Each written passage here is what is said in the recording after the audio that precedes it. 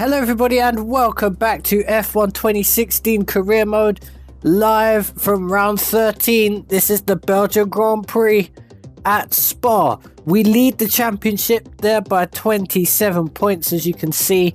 That's even with our little mistake at Germany, which allowed Rosberg to take the lead and the win on the last lap. We start from second on the grid this time out, so we're going to get into the race.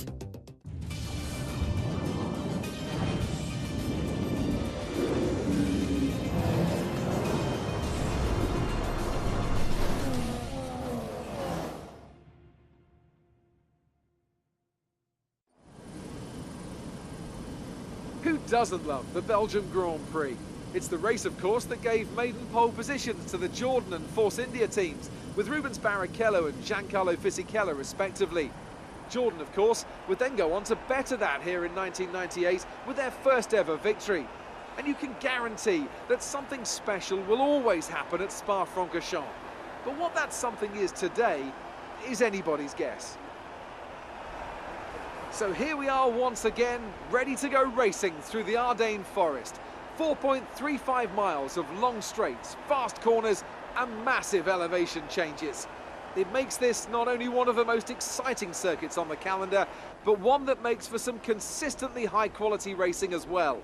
Simply put it, there really is no place quite like Spa.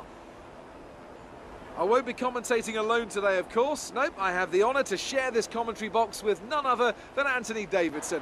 And you and I were talking earlier today about how tight that midfield battle is compared to the last couple of years. Why do you think that is? Well, I suppose the main reason is simply stability in the regulations. Look at what we had towards the end of the V8 era. In 2012, we had 7 winners in 7 races. We talk about the dominance of Red Bull at that time, but their advantage was rarely more than 2 or 3 tenths of a second. And we've had this current formula now for a couple of years, and that serves to solve any teething troubles with reliability. And let's not forget that these cars are more technical than ever before, so it was always going to take a bit of time for those gaps to come down. Okay, remember to brake early for turn 1, as the pack's going to bunch up. There's plenty of runoff if things get too close.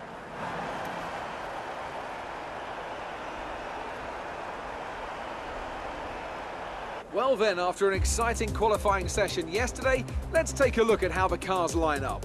An immense lap from Lewis Hamilton yesterday puts him on pole position, and a Renault alongside. Looking down the rest of the grid, we have Rosberg, Bottas, Felipe Massa and Palmer, Vettel, Ricciardo, Hülkenberg and Jenson Button, Alonso, Sainz, Rio Haryanto and Perez, Raikkonen, Nasser, Pascal Wehrlein and Marcus Ericsson, Grosjean and Gutierrez, Max Verstappen and Daniel Kvyat completes the grid.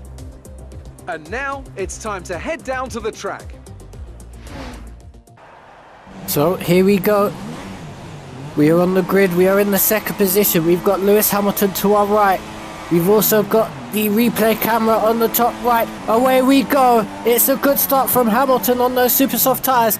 It's a good start from Rosberg as well, also on those super softs. It's a Mercedes 1-2 as we come out of the first turn. Felipe Massa trying to tuck in the slipstream and get past me as well as we go into Eau Rouge. However, we've got a lovely slipstream. Look at this. Side by side with Rosberg, side by side with Hamilton, and we've taken the lead of the Grand Prix. As we head down into Les Combes, look at Massa there, trying to take second position off of the Mercs, and he does so as he heads into the chicane. But Bottas, however, has taken all 3 of them, and he is now in second position. As we go into Rivage, I'm in the lead, Bottas is second, Hamilton and Massa are having a bit of a scrap there in the hairpin. You can just about see it in the background. Hamilton looks to have won over that one. As we head into lap number 8, I've made a pit stop, hence I'm in 3rd place currently. We've caught up to Button, who is yet to make a stop. We're in the slipstream, so it looks like we're going to go down the outside of him through the bus stop. We do indeed. As you can see, Bottas leads the race as he leapfrogged us in the pits with an undercut. But we set the fastest lap of this Grand Prix in our attempts to chase him down.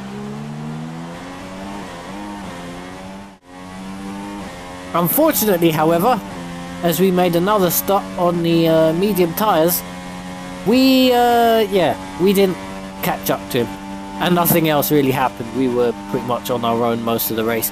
So, as we are on the final lap of the Grand Prix, Bottas is going to come through to win the Belgian Grand Prix for Williams. It's going to be their first win of the season, and we're going to come through in second place. Nice work, you did well. So whilst it wasn't a race victory, it was still a growth in our championship, which is all good for me. For the Williams team today. There's very unfamiliar faces on that Williams pit wall, since we've never seen this winning animation before. Well, I think the track conditions just really Well, I suit certainly their haven't today. anyway. Wind, track temperature, you name it. These cars come alive when the tyres are just at the right temperature. Bottas was just So the more way easy too you keep them fast there, the better your race for us tends on to this go. occasion. And that's exactly what happened. There's Max Verstappen, for some reason getting out of a Renault. Oh, here they are now. I always love seeing the independent teams do well. Williams have a long and storied history with F1, and I'm delighted to see them on the top step of the podium.